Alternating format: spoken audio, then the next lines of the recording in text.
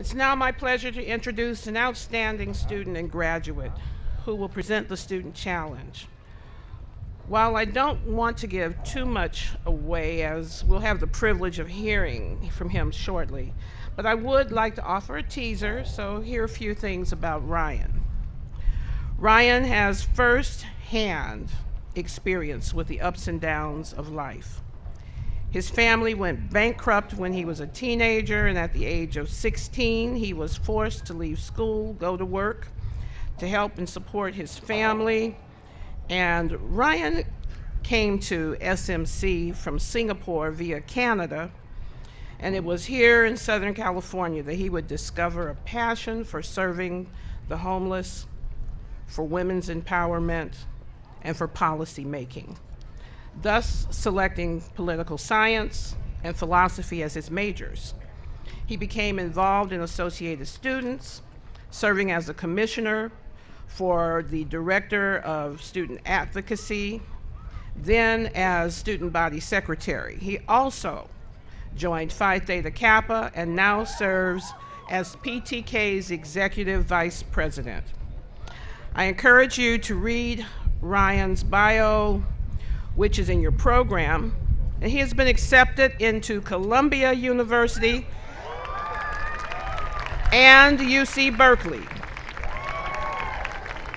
He's currently deciding where he wants to go. Ryan graduates today with an associate degree for transfer in political science. It is my pleasure to welcome Ryan Ang to the podium to deliver the Student Challenge.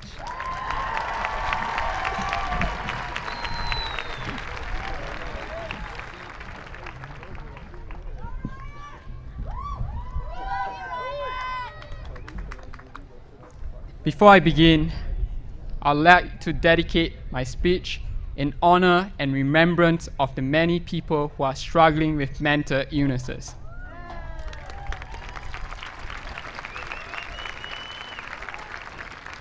As a suicide survivor, and in lieu of the many high-profile suicide cases in the past few weeks, I believe it's important for us to remain ever more vigilant and be on the lookout for our peers.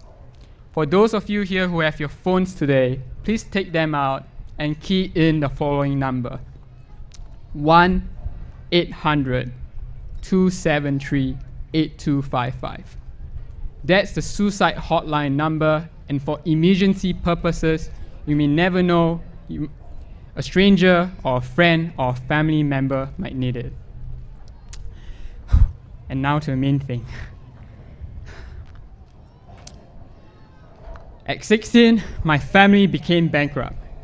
I left school, got a job, and began working to support my family. At 19, while serving the military, I was informed that my father died. As the sole breadwinner, I was certain then that my academic career was over. But I was wrong. Today, I'm here, a proud SMC graduate.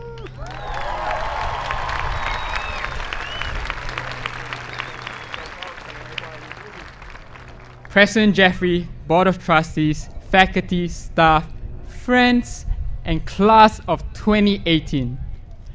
Cliché as it may be, life is short. Because of this, I challenge all of you to live a purposeful life, which I believe consists of 3 elements. First, a purposeful life challenges us to stop worrying and start living.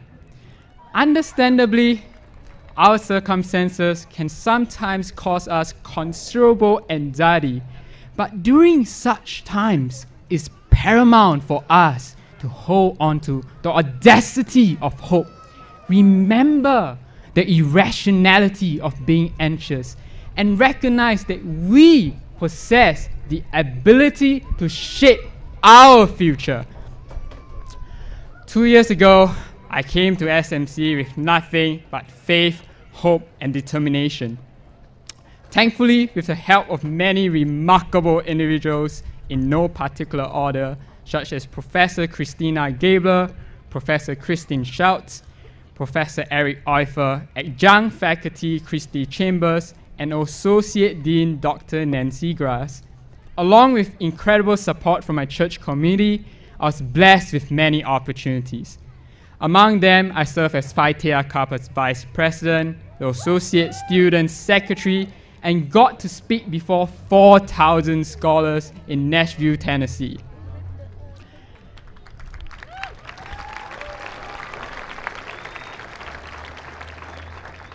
Abraham Lincoln once said that to predict the future, you have to create it. Therefore, obliterate all self-doubts and strive for excellence. In doing so, you may become a gold medalist Olympian, find a way to terraform Mars, or perhaps achieve a Nobel Prize. Second, the purposeful life challenges us to serve and empower others, especially the marginalized. As stated in the book of Proverbs, the righteous cares about justice for the poor, but the wicked have no such concern. Collectively, we can and we should rectify the many social concerns that face us today. Here in LA alone, we are facing an unprecedented homeless crisis and a catastrophic increase in children into the foster care system. Many of these people and kids live in perpetual fear and anxiety, but they don't have to if we do something about it. Indeed, we often hear the phrase, we should love everyone, but we should be honest with ourselves. Do we actually know what love is? I'm not talking about the you do you ideology so commonly held among our generation. That's not what love is. You do you merely means not judging others. Love requires care, concern, and compassion. Love is demonstrated through serving others.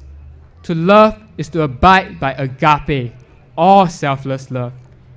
Thus, life's principal question becomes, what are you doing to love others? Finally, in living purposefully, we should always remember to appreciate the miracles that we are. Currently, the diameter of the observable universe is about 93 billion light years wide, and each light year is 6 trillion miles. I have no idea how big that really is, but my point is this. With such grandeur and complexity, I marvel at our existence, and I hope you do too. Every breath that we take is a miracle in and of itself. Beauty surrounds us all, and the world is made more beautiful because we exist in it. Turn to your neighbors and tell them the following. You are a miracle and you are beautiful.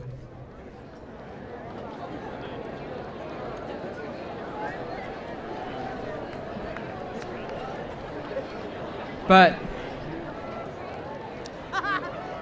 never forget to give thanks for all that you have and all that you have achieved. Continue to seek grace and to be gracious. And for the final time, be proud to be SMC. Thank you and God bless.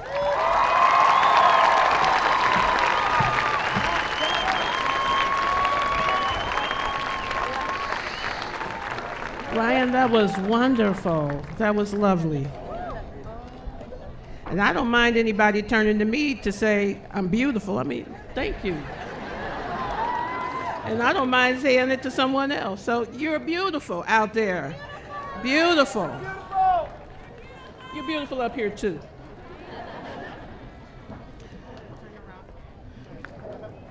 We wish you the very best as you move from SMC to continue your education and to live your life to the fullest. I have no doubt that you will live, and you are living, a purposeful life.